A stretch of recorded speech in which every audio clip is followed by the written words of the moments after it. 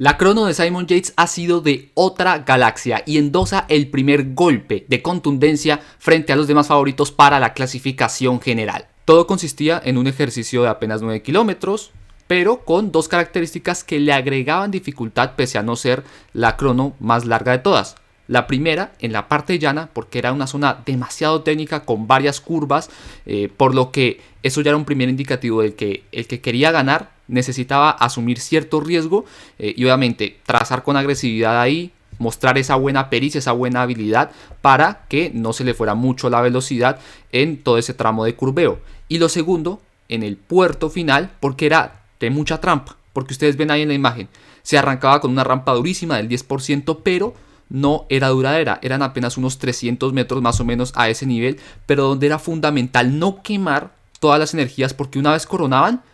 el terreno seguía teniendo una tendencia al ascenso más allá de que fueran a unas rampas de entre el 3 o el 4%, algo que no fuera tan exigente. ¿Eso qué quiere decir? Que si alguien, por ejemplo, iba a top y quemaba todas sus fuerzas una vez coronaban el repecho duro, se iban a quedar sin energías para rematar en los 700 metros restantes. O sea que había que ser inteligente para dosificar. Y empleando más o menos esa misma estrategia se empezaron a ver los primeros tiempos de referencia. Ejemplo, Alex Dowsett, que hacía 12.23, los corredores del Jumbo, que eran quienes lo derrumbaban, primero con Jos Van Emden, luego con Eduardo Affini, que ya bajaba el guarismo a unos 12 minutos 10 segundos. Y así fueron pasando una serie de corredores. Otro, por ejemplo, Lennart Kemna, que hacía 12 minutos 7 segundos, superando el registro de los Jumbo. Mucho ojo con este corredor porque está andando mucho y aunque no necesariamente sea un candidato para la general, yo creo que con esa forma sí tiene asegurado al menos ganar una o más etapas. Todo era cuestión de que fueran pasando los especialistas y ver ya quién iba a acomodar un tiempo que se hiciera insuperable. Y ya cuando Mateo Sobrero, había desplazado a Kemna y estaba en 12.03, ya cerquitica de bajar el tiempo de los 12 minutos, aparecería la primera de las 3 actuaciones estratosféricas que veríamos hoy, aunque esta sin ser novedosa, porque corrió a cargo de Tom Dumoulin, que hizo la parte llana en ese momento como el corredor más rápido. Eso quiere decir que evidentemente asumió riesgos por lo técnico que describíamos que era el recorrido ahí, hizo consistente el ascenso y hacía o frenaba el reloj mejor en 11 minutos 55 segundos, primer corredor en bajar de esos 12 minutos y ahí ya se podía sentar en ese hot seat y esperar a ver qué otro corredor también muy bueno en crono podría desplazarlo. Pero acá es donde iba a correr la sorpresa porque ni siquiera Dumoulin se iba a poder acomodar ahí en ese famoso hot seat porque el siguiente en llegar iba a ser Simon Yates, que sin ser especialista, nomás a pura fuerza y por pura condición porque está volando en estos momentos, le bajó el tiempo por unos 5 segundos, 11 minutos 50 segundos,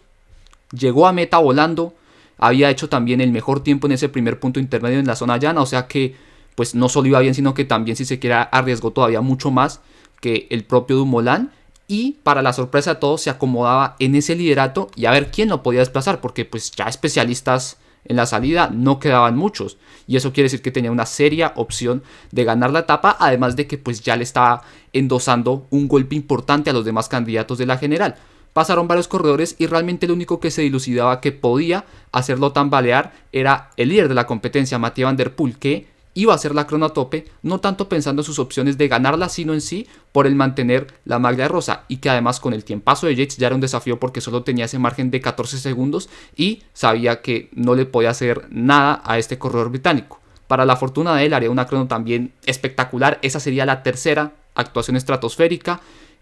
Arriesgó mucho también en esa zona técnica, después la subida la hizo bastante fuerte y estuvo a tan solo 2 segundos incluso del tiempo de Yates, acomodándose con un mejor tiempo que el del propio Dumoulin y eso pues por consiguiente le permitió llegar a ese principal objetivo que era mantenerle rosa, aunque ahí rozando otra vez un nuevo triunfo de etapa. Pero claro, sin duda alguna el mazazo del día es el de Yates porque yo creo que nadie esperaba que él se pudiera imponer en la crono y ya marcar esta diferencia sobre los favoritos, porque pues al final de pronto Van Der Poel sí se suponía que la podía hacer bien, ya que en el Tour hizo algo similar cuando se trataba de mantener el liderato. Acá pues podía ser algo esperable que mantuviera ese rosa, pero de ahí por ejemplo a pensar que Yates fuera a hacer esto, eso sí yo creo que no estaba en la mente ni de los más optimistas. Y ahí pues pudo hacer una buena diferencia sobre los demás favoritos. El que mejor crono entre los demás hizo fue Joao Almeida, 12.08. Romain Bardet también está andando mucho. 12 minutos 14 segundos, limitó bien las pérdidas.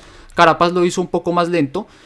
con 12:18. Se le escapó también mucho tiempo en el ascenso porque en ese primer punto intermedio, que era el que se calculaba en la base de la subida, estaba cediendo solo 10 segundos con Yates, y al final con esos 12:18 significa que se le escaparon 27 segundos en total y por lo tanto 17 subiendo. O sea que ahí ya entendemos que también se quemó mucho en esa parte llana el ecuatoriano. Un poco más flojo Mikel Landa, 12:24. Por ahí en esos tiempos también estaba Jay Hindley o el propio Giulio Ciccone. Y 12:32, el peor de todos hoy, entre esos máximos favoritos, Miguel Ángel López, que no concretó una buena crono, aunque él había declarado previamente que no iba a asumir tantos riesgos porque pues igual también tenía ahí en la cabeza esa caída que sufrió la última vez que participó en el Giro de Italia, que justamente fue una crono y que lo sacó por completo de la competencia. Ahí tienen en pantalla la clasificación de la etapa con el triunfo de Yates, lo bien que lo hizo Van der Poel al igual que Dumoulin, y también la general donde ya se empiezan a dar ciertas diferencias y donde se acomoda muy bien Simon para, si las cosas pues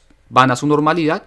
que se haga con el liderato este próximo martes, que es cuando tenemos el primer final en alto, que es en el Monte Etna. Y para mañana lo que se nos presenta antes de llegar al primer día de descanso es una etapa llana, tranquila si se quiere, con ese previsible desenlace al sprint, donde pues ya veremos ese primer duelo con Fernando Gaviria, Mark Cavendish, Arnaud Démare, el propio Van der Poel, que me imagino también se querrá meter, Caleb Ewan y hasta Girmay, que es este chico seguro que también querrá irse con su triunfo de etapa y mañana sabe que tiene una buena oportunidad de pelear por eso.